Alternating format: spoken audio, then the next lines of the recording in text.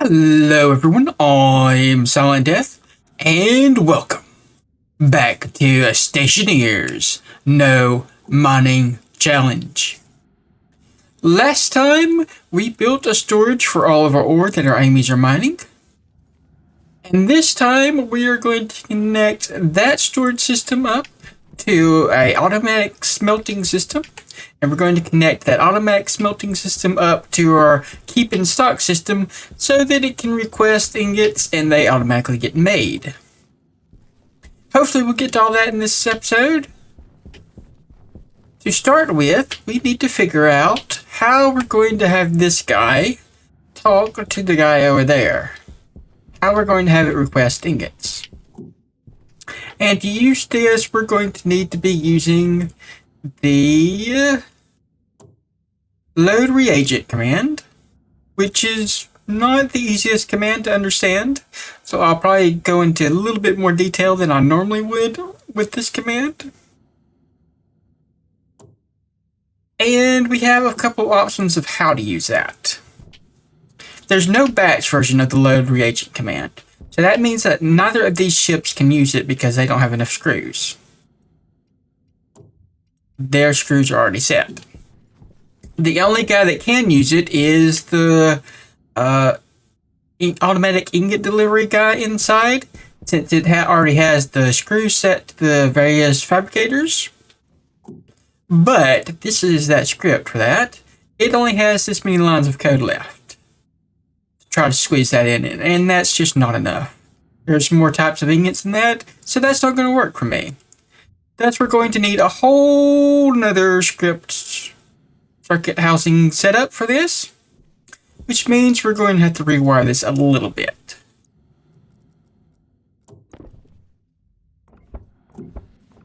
We'll make it 3 on the top and then 3 on the bottom, which is, kind of how it normally should go. And I don't know why it's not like that. But we can set that up.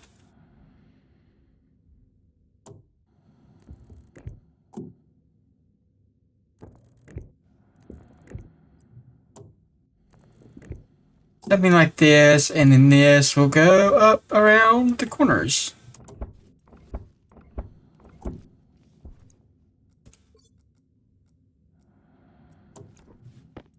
Alright. So first I want to save the name so I don't have to do any typing.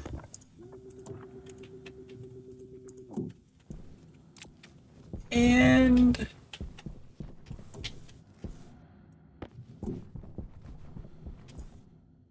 you are going to go there, and we'll have you go here, and another one will go there. So we'll just go ahead and shove you in there, shove you in here.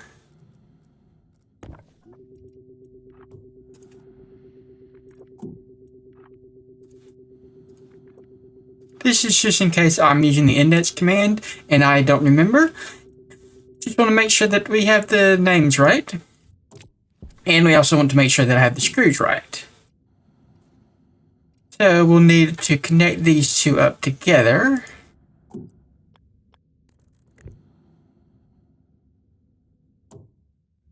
Yeah, that's going to be a little bit difficult with them in the way like this.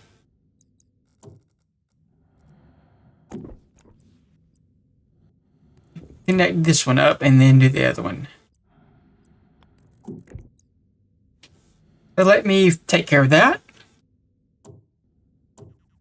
As the networks are too far apart for logic mirrors, we're going to be using logic transmitters. The other option would be to come in here and use a logic mirror in here where the networks are close together. But I think I'd rather use a transmitter.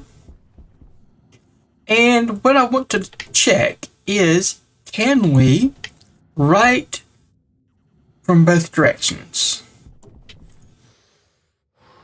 We're going to have this guy. It's going to be active.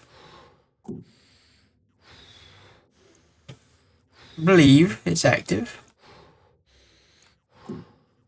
Yeah. That one's active and on. And I've already set this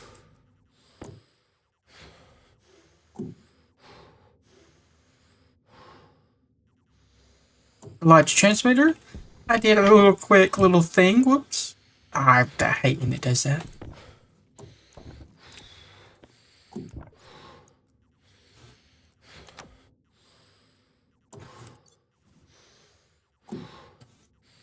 And just a quick little setting, changing the setting. And what we'll do is we will also do like a negative, or we'll make it 10. Confirm. We'll take this with us. So we'll turn you on, and that setting is 0, or that setting is 1. So we're going to steal you, and we're going to come down here and set up our logic guy down here. We'll take this chip and be right back. Okay, so we've got this set up down here in our furnace area. This is set to 1 because it's reading from that guy over there. And setting is gray, which does mean it can be rewritten. It's read and write. It should be. And have we set this up? I think we have.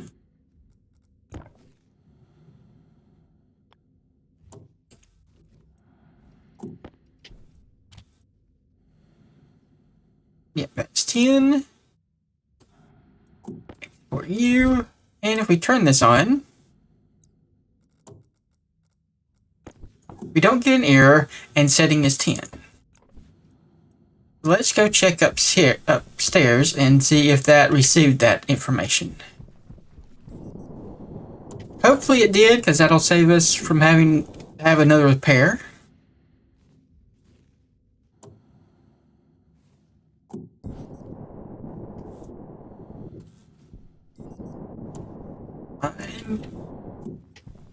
Something gets in the way of me flying around. And you are setting 10. Okay, that did in fact work. We are, however, going to have to move this guy, because you cannot have these in the rollover cover door things. It's just not possible. I don't know why, but they don't allow it.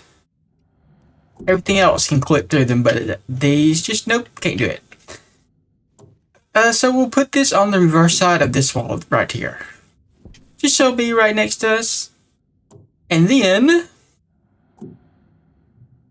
what we're going to do is we're going to have this chip here read the various machines and see what it requires to produce its recipe. This chip here will be responsible for turning on this chip. It's only going to do it after it starts producing. After it's done the recipe check and the moving ingots thing. And it also needs to be after it knows how many items it needs to produce. Maybe.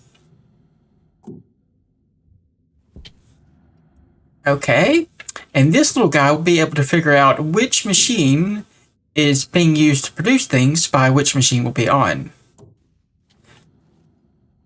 So let me move this, and then we will come back.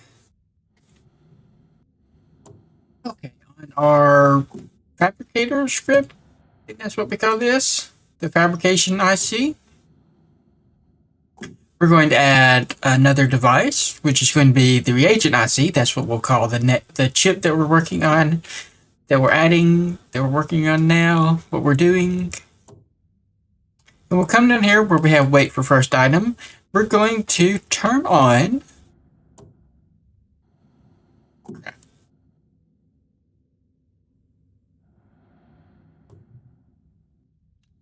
set whatever that was. This guy on to 1. And then, while we're doing that, we'll come down here where we're going to turn it off. So where we turn off the computer, we will also turn off this guy. Next step is, after we wait for the first item, while we're waiting for production, we're going to set the setting of the reagent IC housing to the number of items that we want. And then we'll export that. Let's make sure everything fit in here. It may not have. It doesn't look like it did. It's like we truncated a couple of ones, and I need to fix this. I will do that in a moment and be right back. All right, now we're going to play with the reagents thing. And these are the finished script, so just a couple more lines. I just removed some spaces and it fit. Now for the reagent thing, the first mode is contents, which just is the amount of an item in the machine. So we have this set to electrum, we have it set to the electronic spinner, and it's telling us how much electrum's in the printer. And if we switch modes to required, and we go change the recipe to something like, I don't know, Harvey?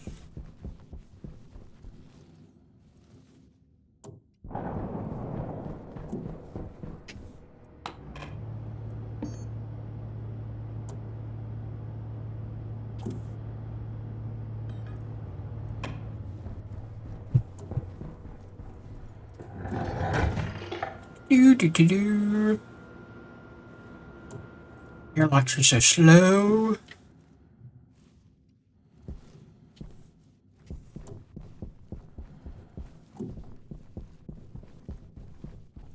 Turn this on, and it's not telling us anything. We may have to turn it on and start producing.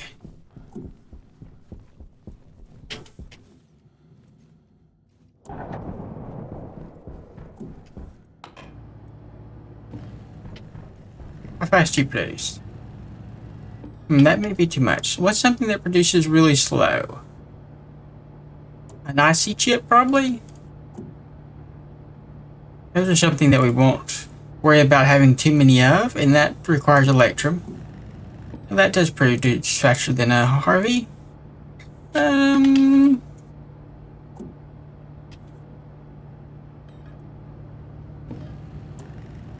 Yeah, okay, that'll be fast enough.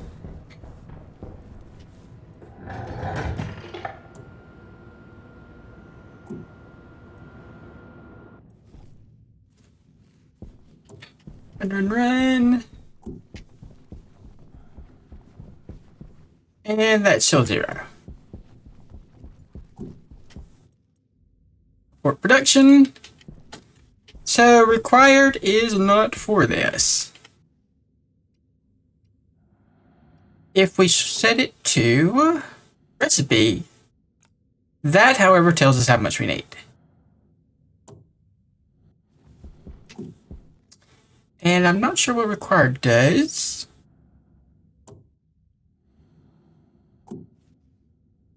I'm pretty sure it works on fabricators and the furnace, maybe? Or, what if...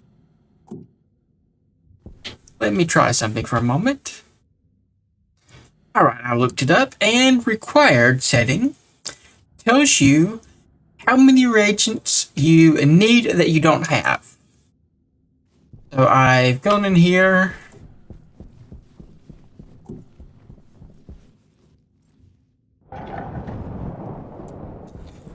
and moved some ingots out. So it requires 5 silicon and 5 solder.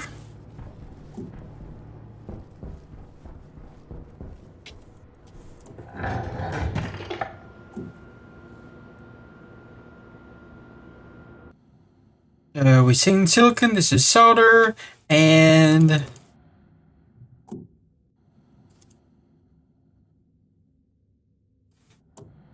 we look at electrum, however, we have enough electrum, so it doesn't tell us we need any more. And that is how the required thing works. Now, we will look at this. What this does is it writes to this, so it turns it on. The first thing that's going to happen is this is going to have a setting of 0, and it needs to make sure that this can produce at least one item. Otherwise, this little guy here will get stuck in the waiting for the first item loop, which we've seen. So if it can't produce anything, it's going to get stuck in this loop here, waiting for an item to get produced, and it will never write the item count to the reagent setting, because it just doesn't know. We also need to make sure that we've set this up.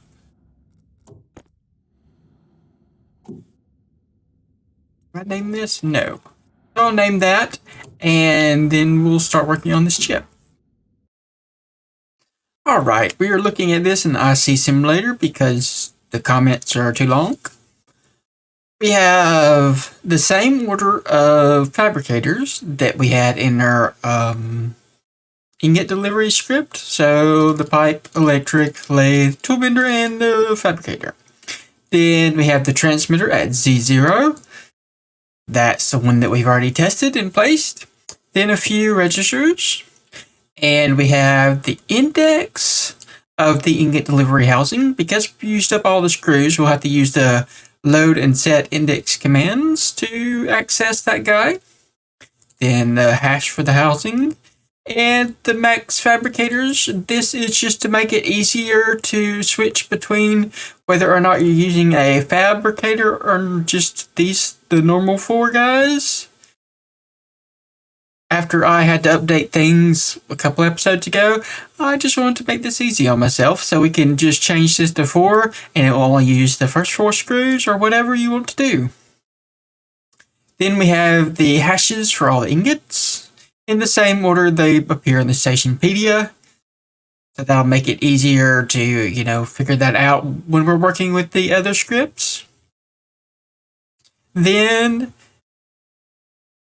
we start the program. So the first thing we do is absolutely nothing for 30 seconds. This gives it time to produce the first item if it has enough stuff. Then we're reading the setting of the housing, which tells us the amount of items that we want. Then if that is 0, we set it to 1, which means if it's 0, it means it could not produce the first item. There wasn't enough stuff. Then we initialize our 0 to 1, which is the index up here that we're using for the various fabricators. Then we jump to the find fab function. So this checks if device R0 is on and loads that into our on off. If that's not 0, it returns. It means that device is on, so it's found what it's looking for. And it keeps going until it reaches the max fabricators. And we forgot to add something here, so right here we need to add 1 to R0. And so if this is the maximum number of fabricators, then we jump to the exit. And I think we're now over a line, so we might have to figure out some way to remove a line. But that's done, and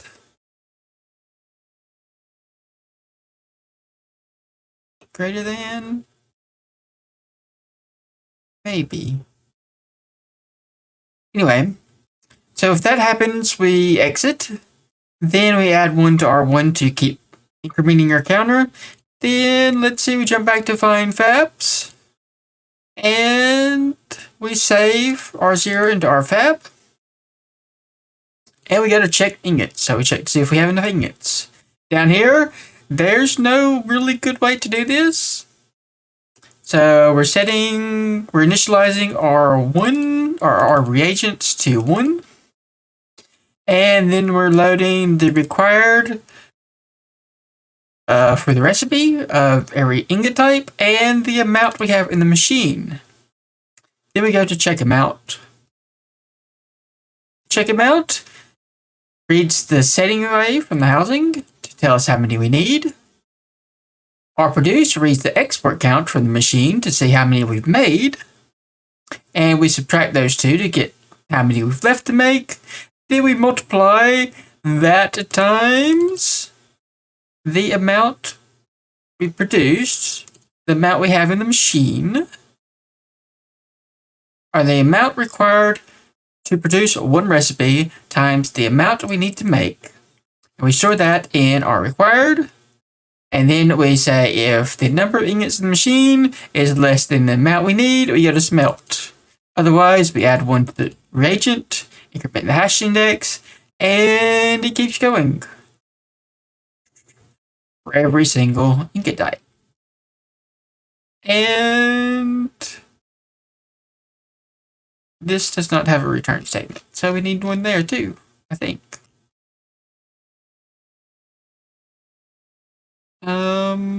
Might be a slight problem here.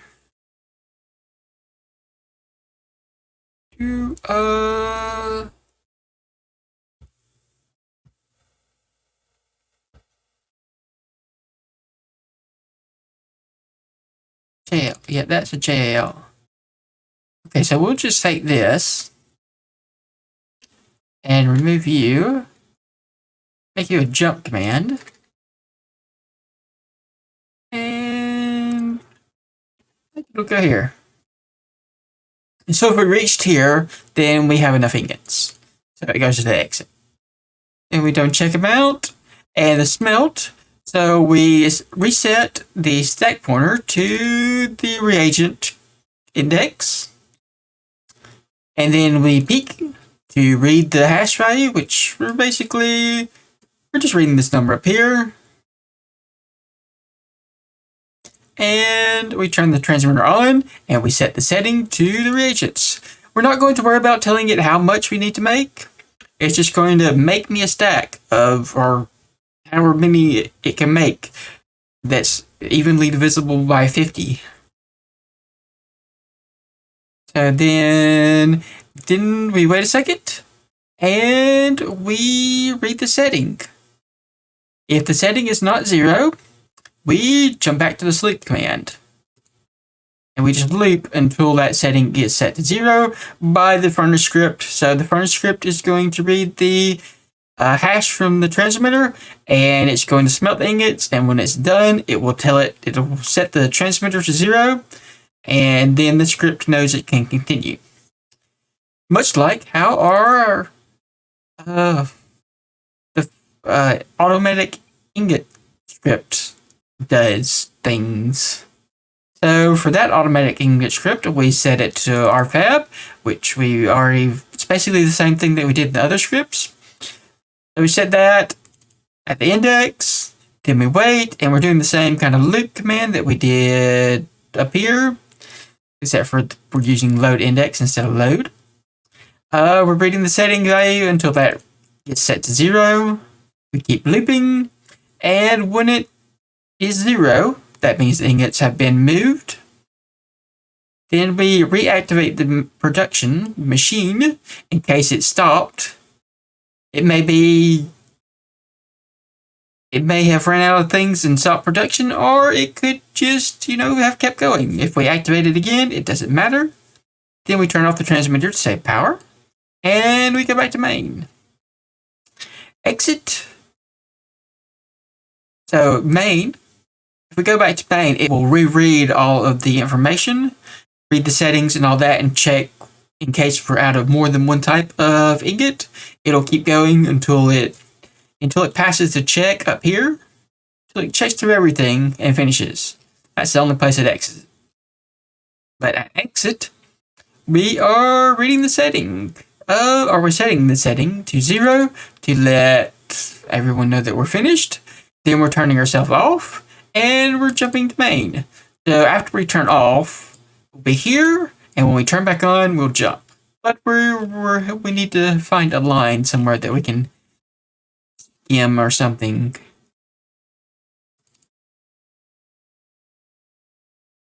I suppose we don't technically need RFAB. So let's just replace RFAB with R0.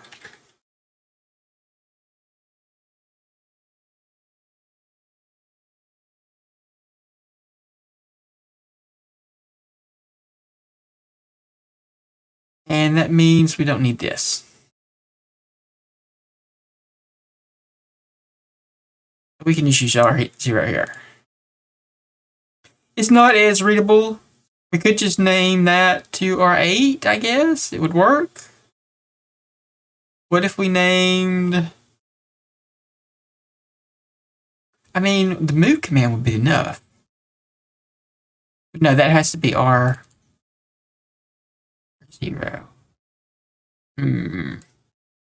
What if we replaced R0 with R8? And we will replace all of them.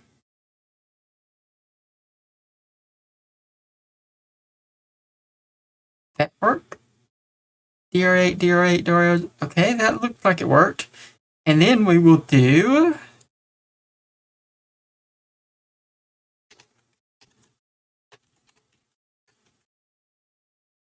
That just saves us a line there. And it allows us to do things that are still neat.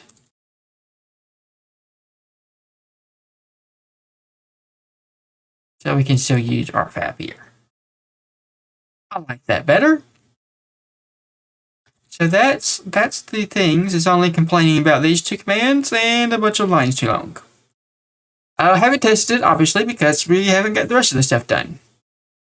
So now we are going to move on to the furnace part.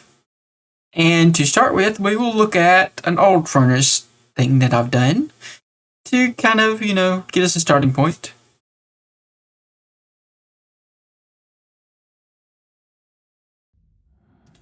Okay, so we have a furnace, of course.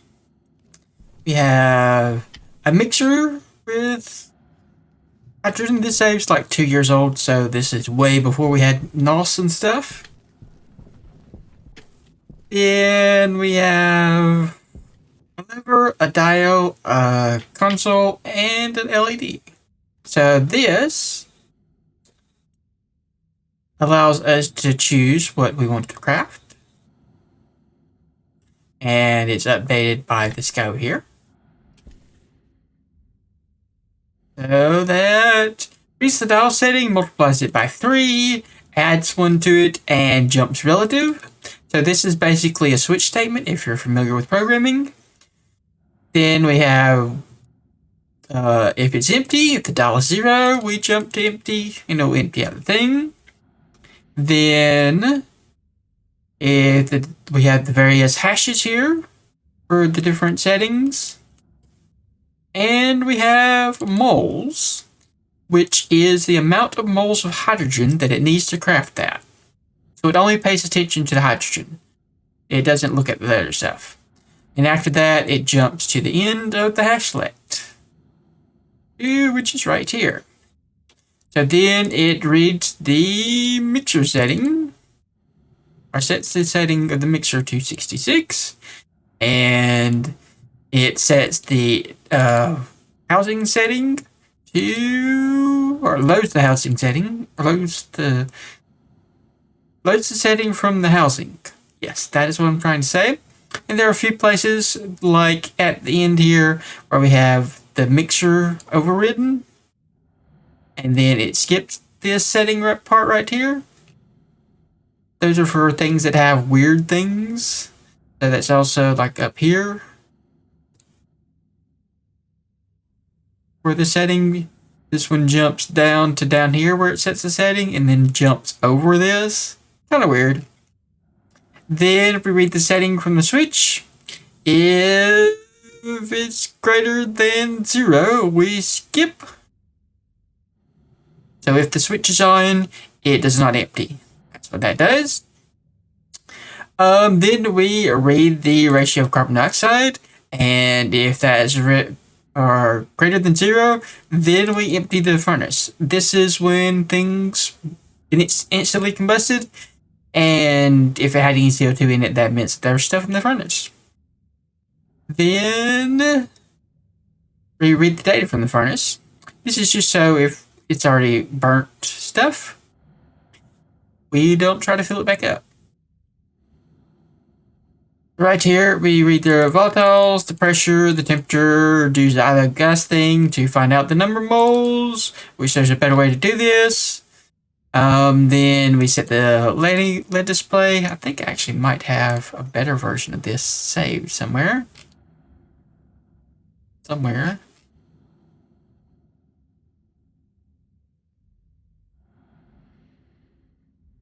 Maybe this one?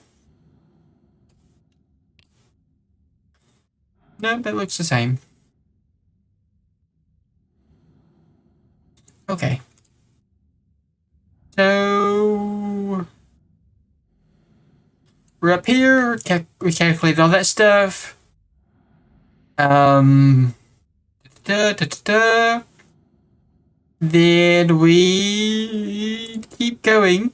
We keep filling this up until we have enough hydrogen inside of it. So fill, turns the mixer on and sets this setting input to 5. And yields goes back to start, and that's just a big old loop. Then once that has enough, it will ignite.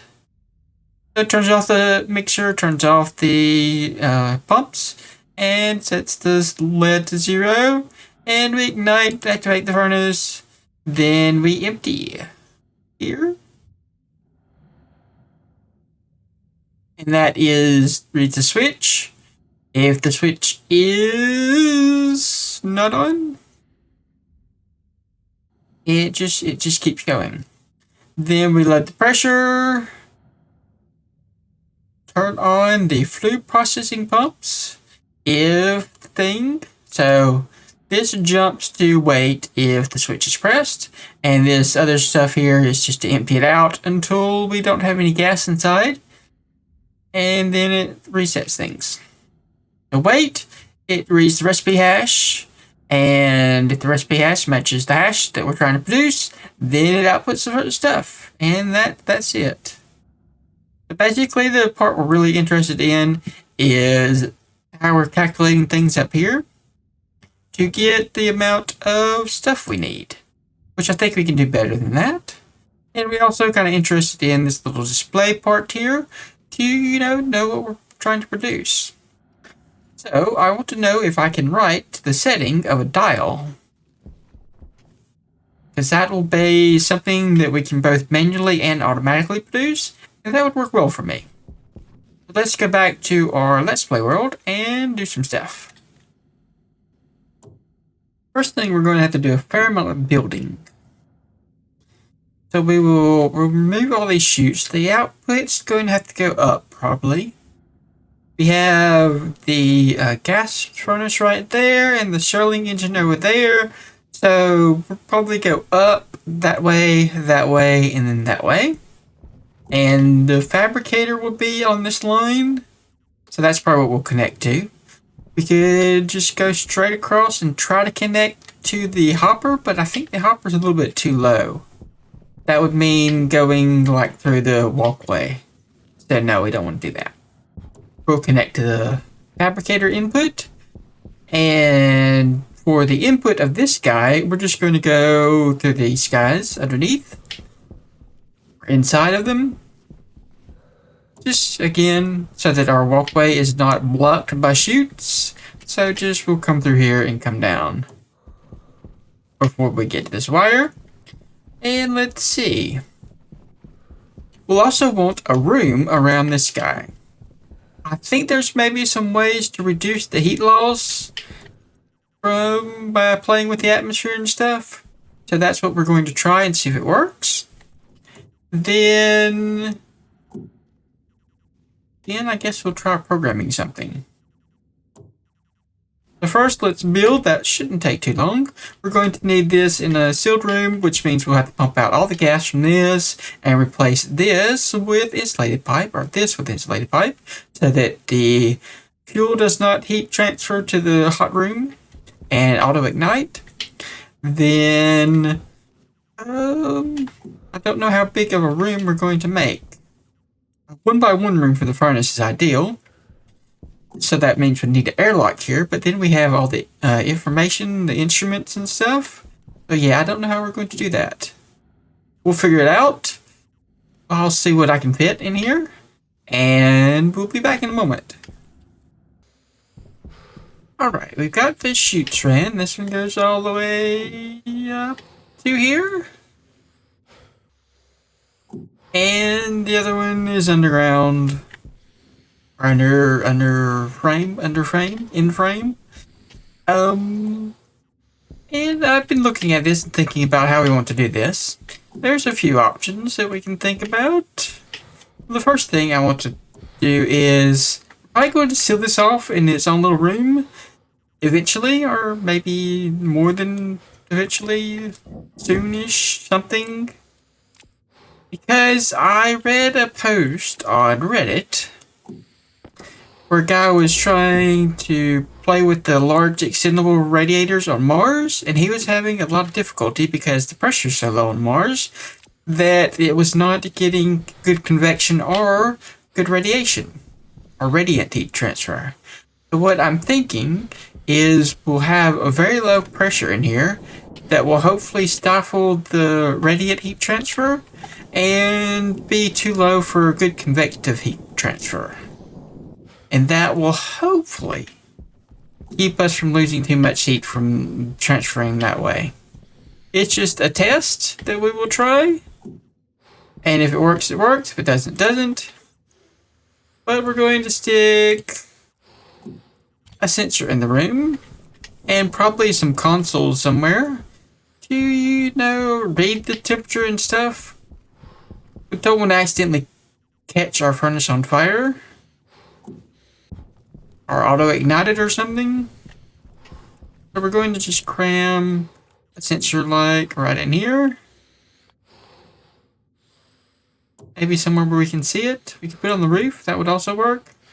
Let's put it back here. Put it like that so it's easy to connect to. Alright, that'll work. Then airlock sensor will go, I don't know, right here. We can move it later. We also have to run the pink wire down to this airlock so that it can power, because the pink circuit is the airlock circuit. And yeah, over here, I was thinking we might want to put a pressure regulator here. That would control the pressure for the volumes pumps in here. Otherwise, we don't really have the thing. The other option is to, let's see.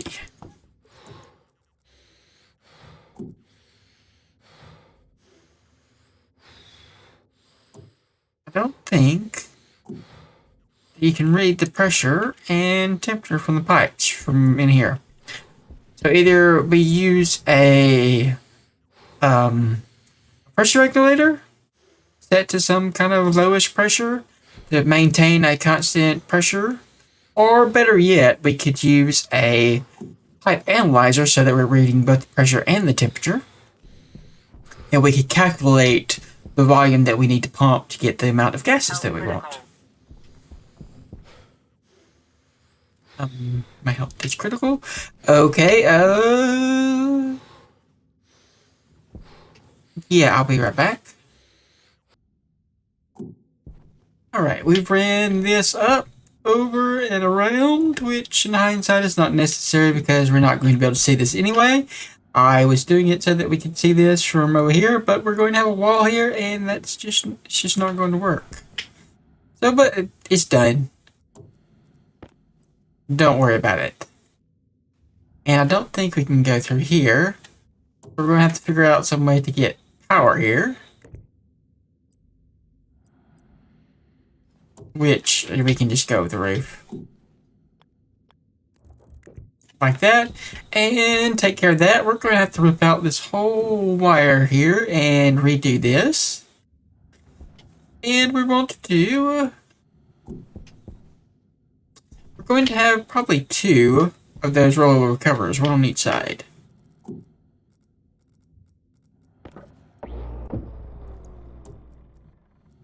think that'll work best. Go get some doors. And we're not going to finish this today because it's already too late and we haven't even got to programming. So I'm not going to rush. We still have the whole other room to do anyway. But I'll probably work on the program a bit between episodes. And then once we come back, next episode, we'll be able to pick right up. Let's just grab some doors.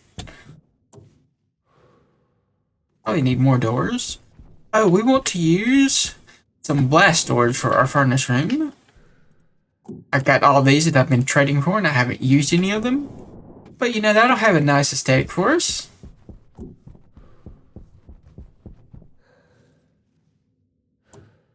Though it's going to make plumbing stuff a lot harder.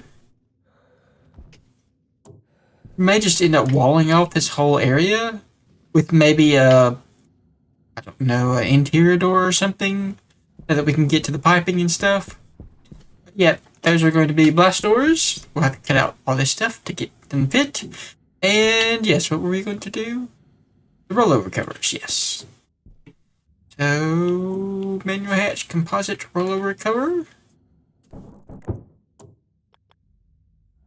Hopefully this will be enough stuff for fiddling with things. Now, mostly this is going to be fully automatic. But I still want to have the option to manually produce something if I want to. If it's necessary. If there's reasons to do so. Oh, and before we leave, we have the reagent reader hooked up to the furnace, which we tried it up there, but for the furnace it's a bit different because while it would be really, really convenient, we cannot use this to determine what the recipes are. If we try to change the mode to anything else with contents, you can't do it. It just doesn't work. So we can't try to figure out a recipe from that way. It would be super easy if we could, or super great if we could say, hey, what do I need to make this? And it would tell us all the stuff, but nope, can't do that. A little disappointing, I wish you could. But I just wanted to point that out, that you can only use the contents registry thing when you're writing on scripts. It'll throw errors and stuff if you're trying to do it that way. What else are we going to do? That'll be there. We're going to have the room here. We'll have the IC housing up here. And probably, definitely going to have more than one chip. The one that we looked at was only one chip because it was semi-manual. But this one's going to be multiple chips. And I don't know if we can put this little guy in here. Where is... I already have it.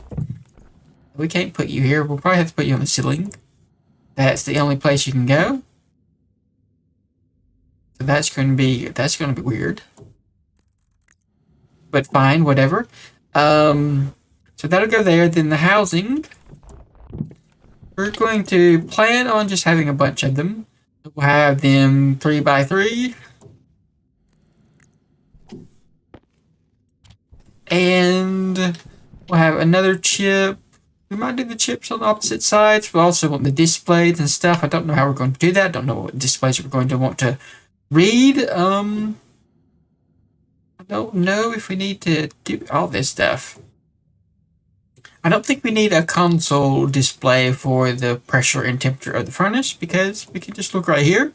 But maybe for this in here, we might want the two rooms in there to have pressure and temperature. That would be like 4 whole things. That's a lot. That is a lot. We'll see. So we need to cut up some wiring.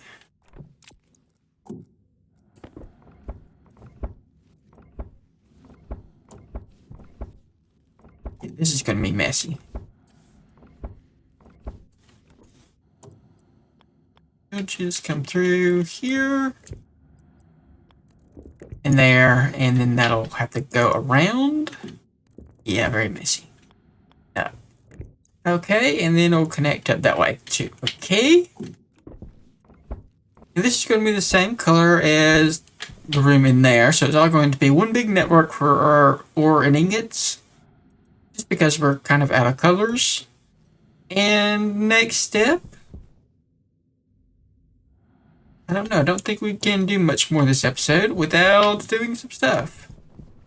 Without getting into programming, and I don't want to do that. I'm not sure if we should go this all the way to the roof or not. To try to hide this. If we wall off the whole area, it won't matter because we won't be able to see it either way. But I think that's fine. If we wall off the whole area, yeah, that'll be fine.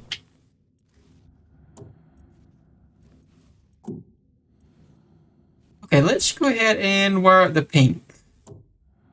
How are we going to do that?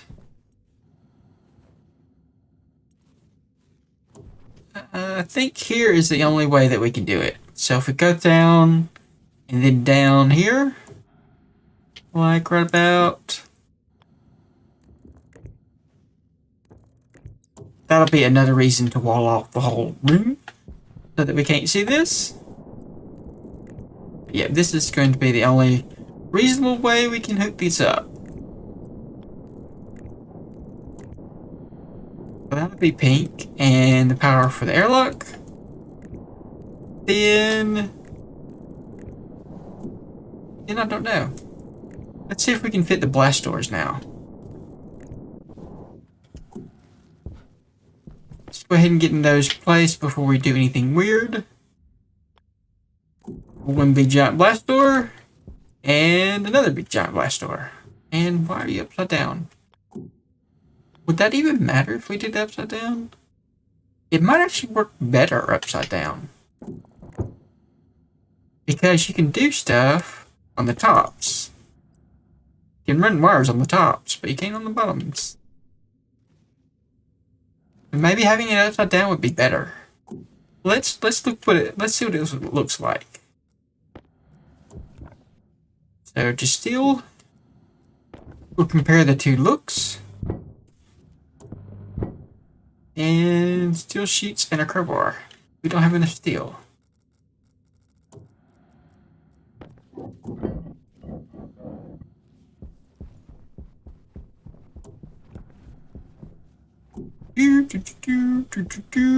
Steel.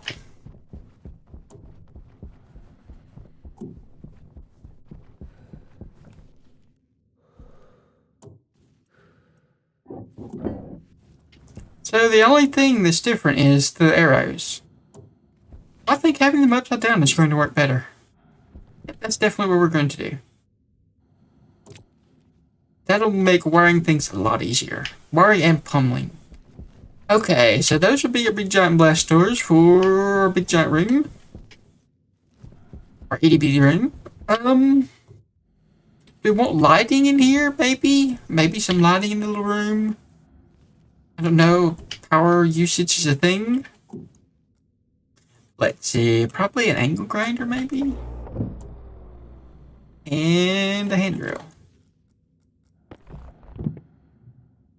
And a wrench.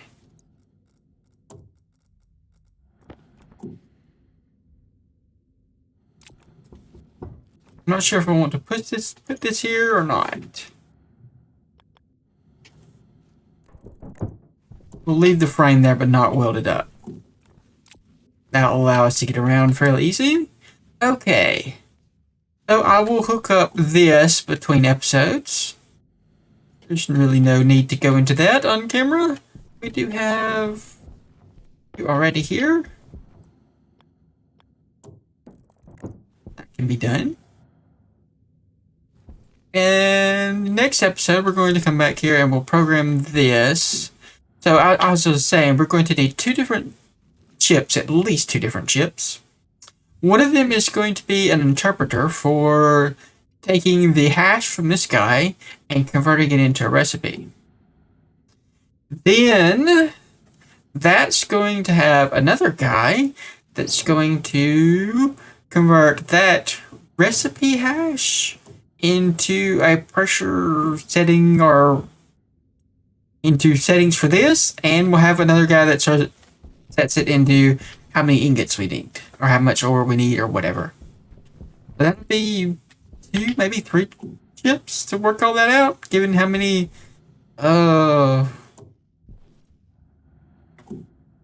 given how many types of ingots there are.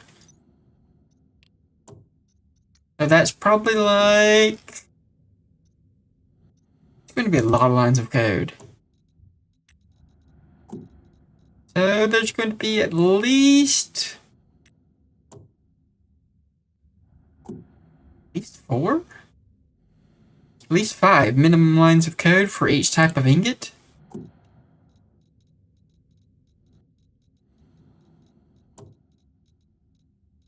There's 17 of those.